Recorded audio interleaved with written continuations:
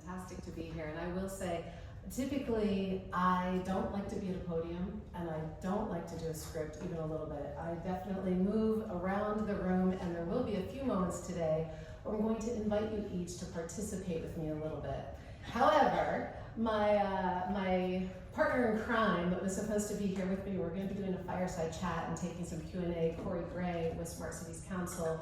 He is watching from the sidelines over in Australia right now, so we're sending Corey some love. And so Bernardo last week was like, hey, we need a keynote. Corey had some things he wanted me to say. So I might have to look at some notes, so pardon me if I do. That all said, I'm just thrilled to be here because the reason that I feel that this conversation is so absolutely essential is when I look at what's been happening today, and I hear that so many of you are taking into account the human experience, I know we are right where we need to be. Because unfortunately, when we pull back and we see what's happening at large, it would seem as though we have misdesigned.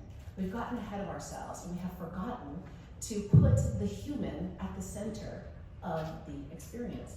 We're data rich and we're soaked deep in digital twins, but have we forgotten the key metrics that really move humanity forward? And today I'm going to talk about a new metric. And it's how we can literally use something called, sorry, I'm backing up, Healthspan, which is measurable, to bring into our design principles. I do not know why I'm getting so much feedback. I apologize to you all. And we're going to start with looking at what I hope to do in our next 25 minutes-ish together, is to blend the science, the tech, the innovation with the soul, so that we can come up with solutions to truly move forward. And I want to take us back to a time before all the advanced technology, to a time where our ancestors, they knew the one question that wasn't philosophy, it wasn't conjecture, it was policy.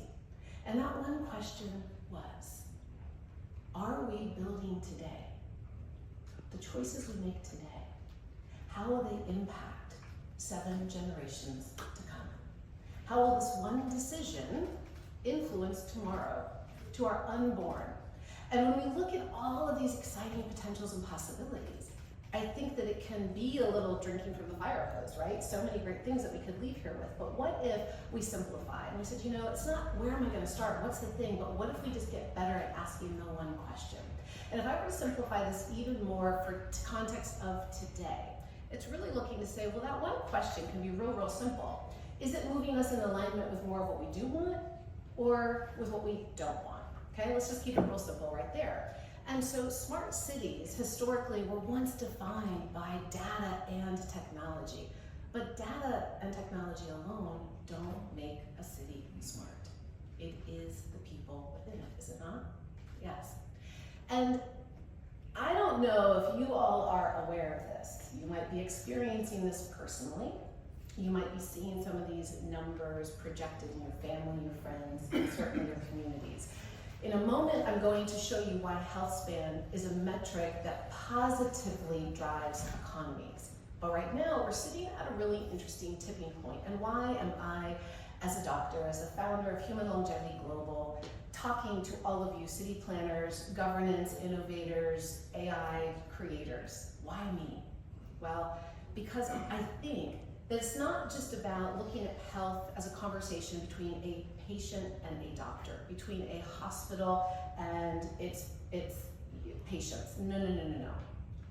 These numbers, you know, I'm in the business of longevity, and we seldom ask the right question, because how many of you right now, let me just go off script for a moment. Let me ask you, are you excited about the idea of living a long time?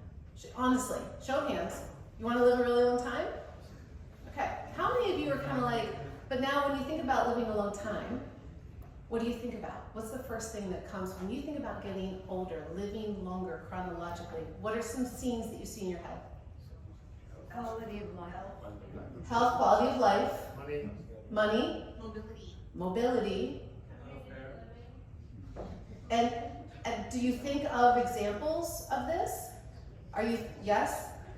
So typically a lot of times I hear what this word means to you all, getting older, living longer. What does getting older mean to many of you? Dependency. Health again. Health in what way? Diabetic, heart disease. See, we think about the problem, don't we? We think about the disease. And so that's not a wrong answer. Thank you. This is our cognitive bias. So inside of all of our brains, we perceive getting older to mean breakdown, dysfunction, decline, and disease. It doesn't have to. Aging is actually optional. That's a whole other conversation for another time. But as it pertains to designing smart cities, why this matters is that aging is optional. Disease is optional. We do not have to break down at the rate and pace that we currently are. And so when we understand a metric that can slow that down, when we slow down the rate and pace of biological aging, that directly correlates with all of these stats that you're seeing here. So we have more innovation, more technology, but we're sicker than ever. We're living longer, but not better.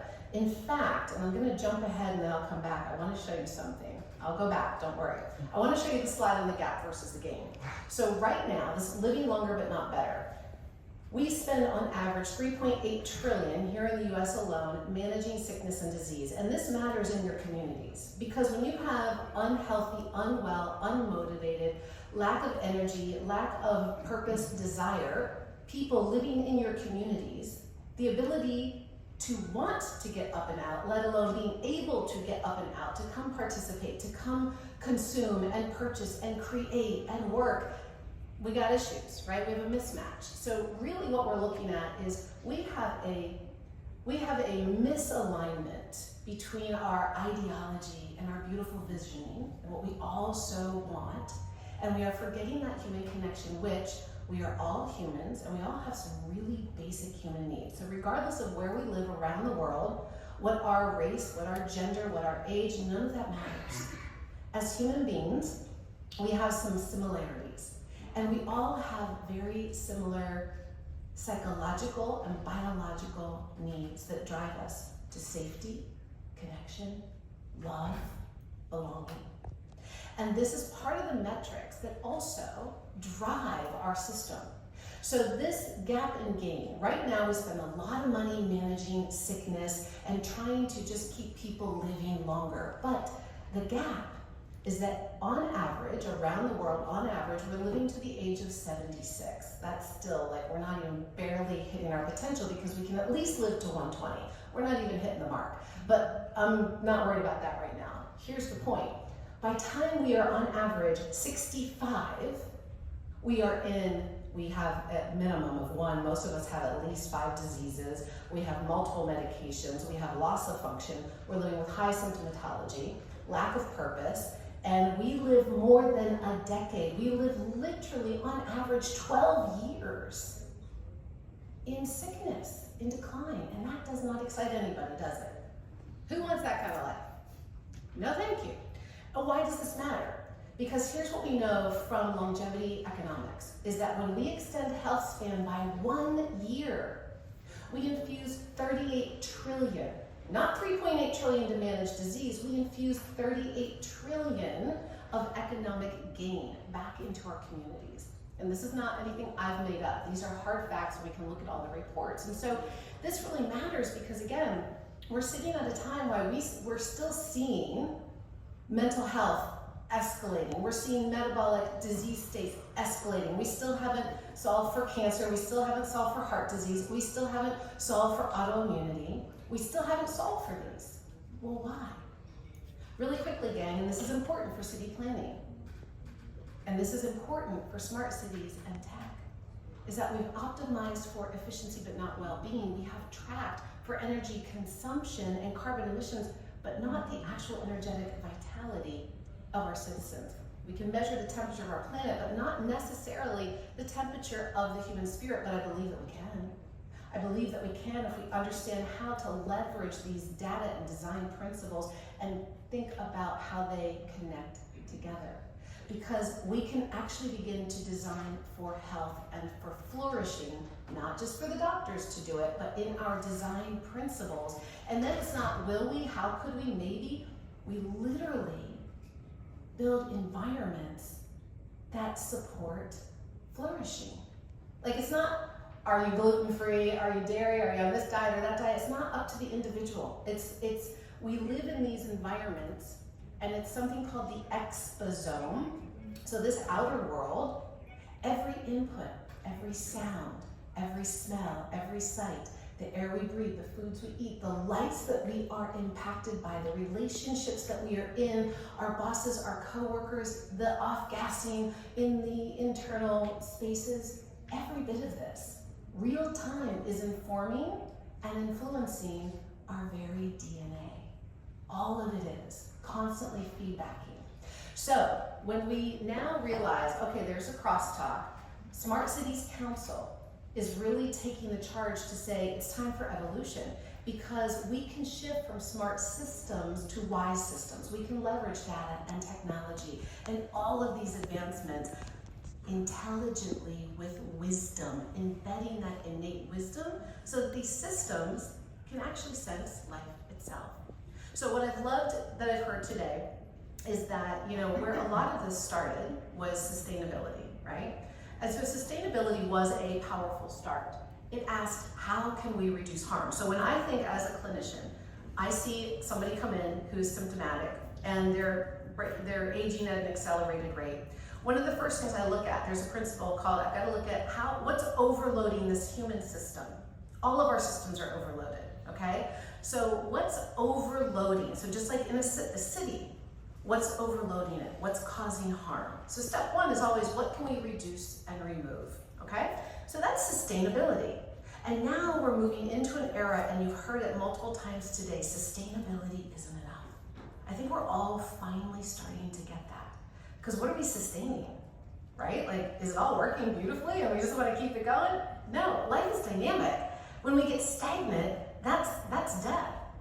Life is literally evolution. Life is literally progress, okay? So we want to learn from nature, learn from life. And so next up is regenerative practices. Now, what I teach a lot of doctors is longevity medicine and regenerative medicine. We are talking about regenerative solutions.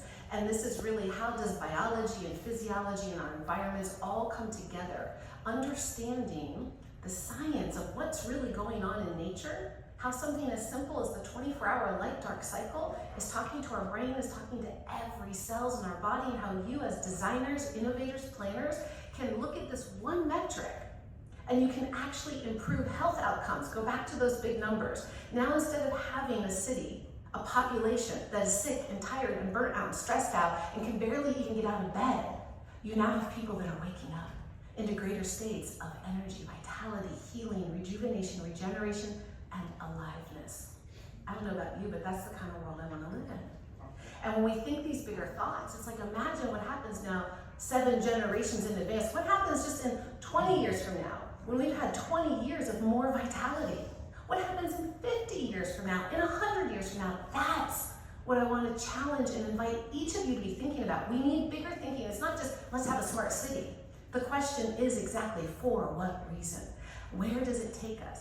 How do we want to be living, breathing, thinking together? So the next evolution is about Healthspan. Now, Healthspan is measurable. Simply said, again, it's the number of years that we are living without sickness, breakdown, and disease. So instead of it tapping out at 65, every year we add economic gain. So and we can measure it in a myriad of ways, but real simple. How many of you have on wearables right now? Hold them up, let me see. Okay, so about half the room. This is a way we can be building dashboards for cities at scale that are not just collecting data, but begin to understand the perception that is driving that data. So biomarkers like heart rate variability. Just our resting heart rate alone is the body's feedback system of saying, I'm good or I'm not. Fight or flight, stressed, or rest and digest. Good, connect. Rest and digest is also about connect. We talk about human connection, we talk about healing, recovery, energy, all the things. Connection is at the core of it. And so Healthspan is measurable, it's objective data, and we pair it with our subjective human experience. Because the hard thing that tech has yet to do is quantify this human experience, meaning What's stress for me is not the same stress as it is for you, right? We each all have been raised in different cultures, different environments, different inputs, different stories, and different experiences. We have a perception. What happens right here is what drives it all. Is life happening for me or to me? Is the glass half empty or full?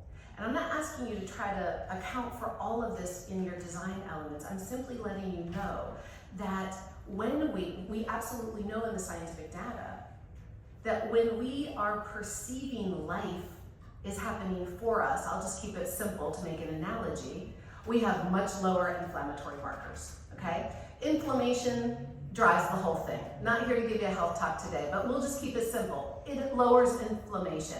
It lowers those stress hormones. And guess what? The higher our stress hormones, man, it's mucking up the whole darn thing, especially our sex hormones, what's happening in our brain, what's happening in our heart, what's happening in our liver. Like, if we can just start to modulate some of this a little better, we're gonna have happier, healthier people. So here's the cool thing. You guys can help with all that. We can pair the subjective and the objective, we can bring it together and we can start to condense that gap and we can move towards that gain. And this is a little bit of, again, what kind of influences it all. This is the exposome, and you can see it's really all of it, right? It's our social systems, it's our physical environment, it's how we move, it's how we think, it's how we breathe, it's how we love, and it's all of this, it's talking about all of this, okay?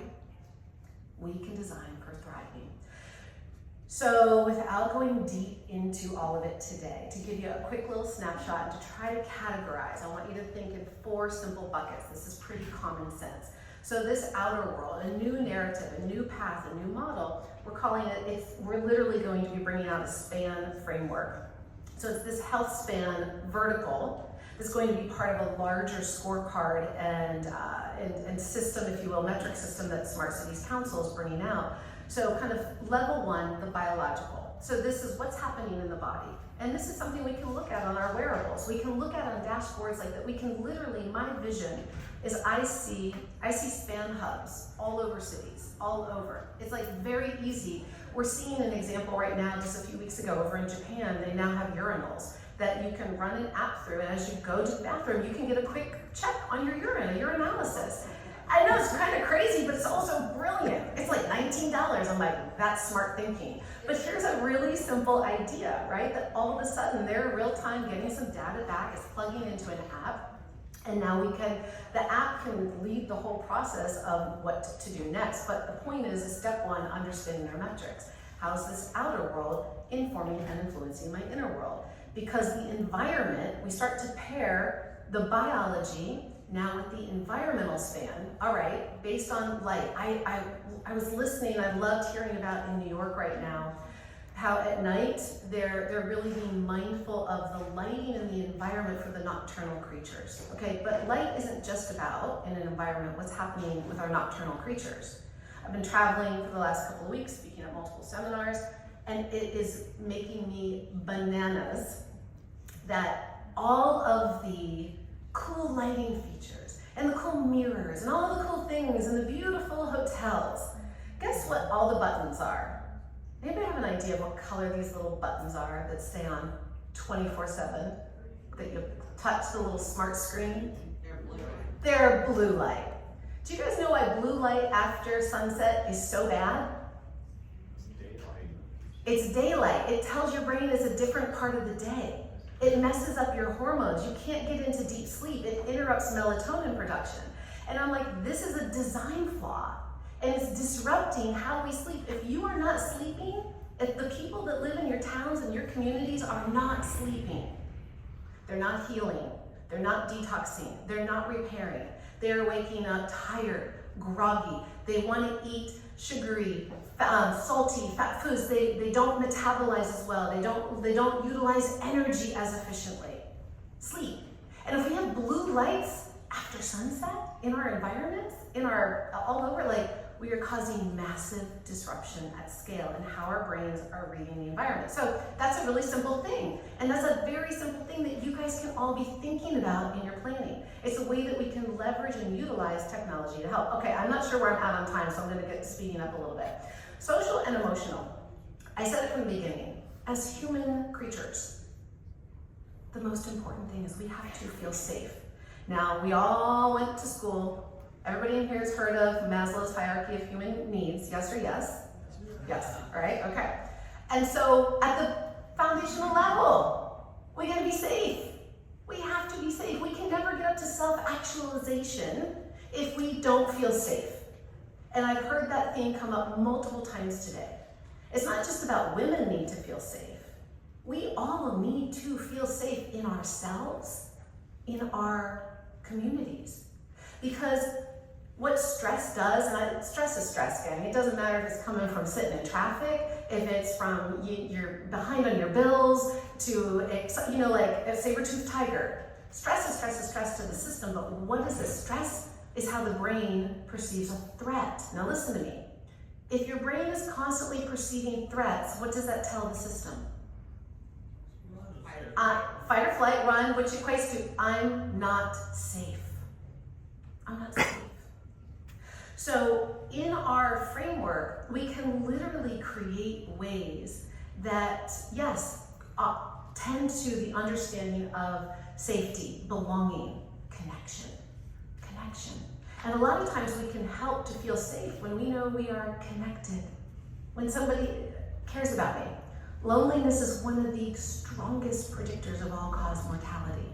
Do you know that loneliness is more deadly than smoking 15 cigarettes a day? True story. It's in the matter.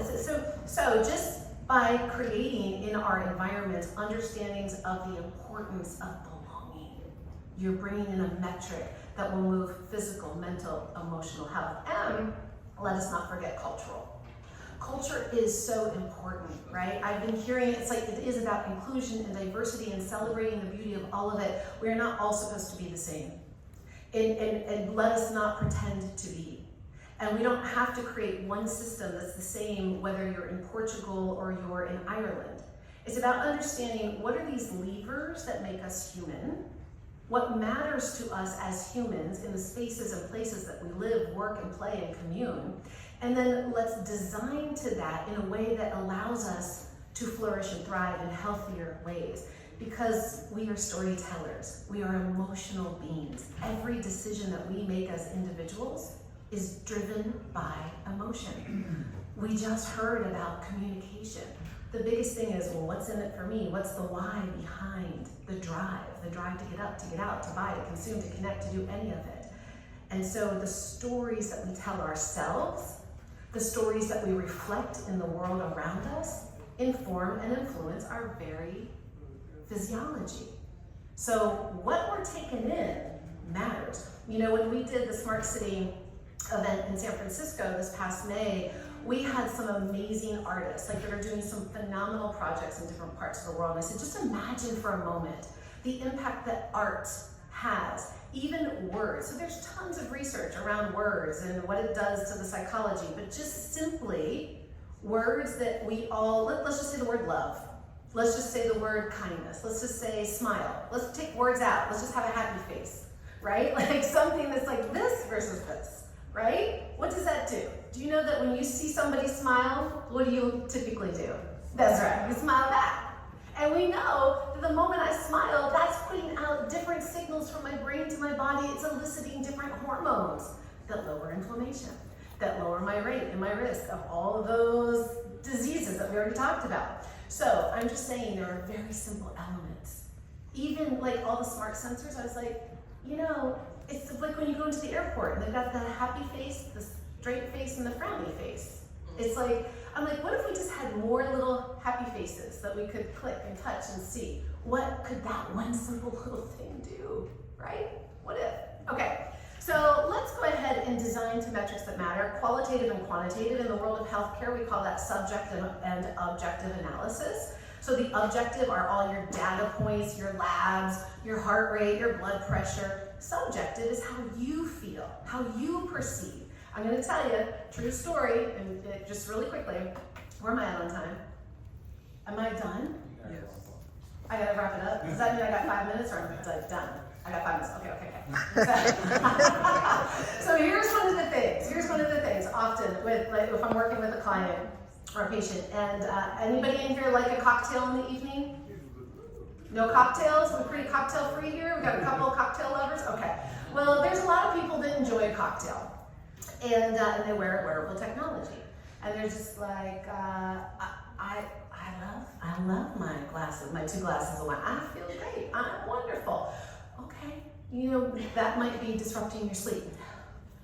It makes me sleep deeper. When I drink 2 glasses, I drink 3 glasses, I sleep like a lot. I'm like, you sure? Let's look at your data, okay? So the next morning, they start to see like, oh, when I drink 3 glasses, I don't go into deep sleep for more than 30 minutes. I'm having all these micro awakenings. I wake up in the morning, my resting heart rate's higher, my blood pressure is higher, my readiness score is 63 instead of 100, which means I'm not recovering at all. But I'm going to go try to run a marathon today with a system that's not at 100%. But I'm going to try to do 100% with a system that's only 63%. And I'm like, what happens when you do 2 glasses of wine? Well, I sleep a little deeper, a little longer. What happens when you do 1? What happens when you do none, right? Like all of a sudden, we can utilize these things. I don't know, there was a reason, subjective and objective. So the reason of the data, I was like, what was I telling you guys that story for? And I'm back, is the fact that I could think, I'm great. Because we want to tell ourselves, it's fine. But sometimes data also helps us to go, well, I think I'm fine, but my body's not really interpreting that I'm fine. And maybe there's something for me to get curious about. And not to say I'm bad, broken, or wrong, no, just how can I give my body more, maybe what'll help it? What's gonna move those numbers? And so now when we think at scale, at city, at government, like we think at larger levels, right? At planning levels, what can our metrics start to tell us about our humans? And it's not just the hard line. Yeah, we could see this line of how active, what the air particulates are, what the lighting exposure is, you know, how active they are during hours, the 10-minute city. I love all that stuff. It's so fascinating. I'm learning so much from y'all. But if they're depressed and the suicide hotline is off the chain, and I don't mean that in a funny way. Like I'm just saying, like we can look at these data and think that we've got smart cities, smart metrics, but we're seeing a disconnect. So this can start to bring it together so we can learn more real time and actually do things that will move the needle. Now, I'm just gonna give 1 out of these 3 because I've got 3 minutes left and getting kicked off. But here's a few case studies. I don't know if you guys know the Green Heart Project in Louisville. I love this one. They planted about 8,000 trees. And so it was a very underprivileged area of town, high crime rates, and a lot of problems that they decided, let's work on this corridor. 8,400 trees planted in high pollution zones, high crime rate, and what happened within the course of 3 years, what they watched and they saw the trend is that they had a 13 to 20% decrease in inflammatory biomarkers. So we started to look at the health of the people. We saw that the biomarkers that correlated with inflammation were down. We saw asthma, heart disease, incidence of heart attacks down. We saw crime rates down in the early data sets. And here's what's really interesting. So that's all objective data. The subjective data, the citizens in the area started to report an increase in subjective well-being. I feel better. I have less stress. They have an increase in perceived safety and social cohesion. All right, gang, so listen, really where we're at is all of you can come into this. This is not just something that we are doing by ourselves. Smart City Council, we really want you. We literally have a global advisory team. We are starting the Healthspan, what are we like, our little think tank. I'm like, what are we doing? I'm like, great. Oh, the task force. There it is, the task force. I'm like, I feel like I'm on Parks and Recs. I'm part of the task force now. So together we are building this incredible thing, but it really at global scale so that we can create the Smart City scorecard, the Healthspan scorecard. We are bringing out the first to Smart Cities maturity assessment. That's what I was supposed to say. Smart Cities maturity assessment. Corey, Smart City maturity assessment. So I want you guys to make sure that you see Karen, because if you're interested on any level in knowing more about this, what we're doing, we are literally going to be setting global standards. And what I mean is a framework that you can utilize across these different structures of the Healthspan, things that you can begin to do. Take a picture of that real quick, you guys. I'm getting booted off the stage. This is what you can do yourself right now. It's got to start with you. Begin within. what you can do when you just get some morning sunlight in your eyes, what you can do when you increase your movement, what you can do when you build those relationships, what you can do when you tune into what your why behind what drives you. Because legacy isn't the data we leave behind, it's the life that we set in motion. I want to invite you all to join us at Smart Cities Council. We are bringing capability, capacity, and across sectors to collaborate and to really move things in a direction that will truly transform human flourishing around the globe. So let us be the ancestors of tomorrow that ask the questions. Thank you guys.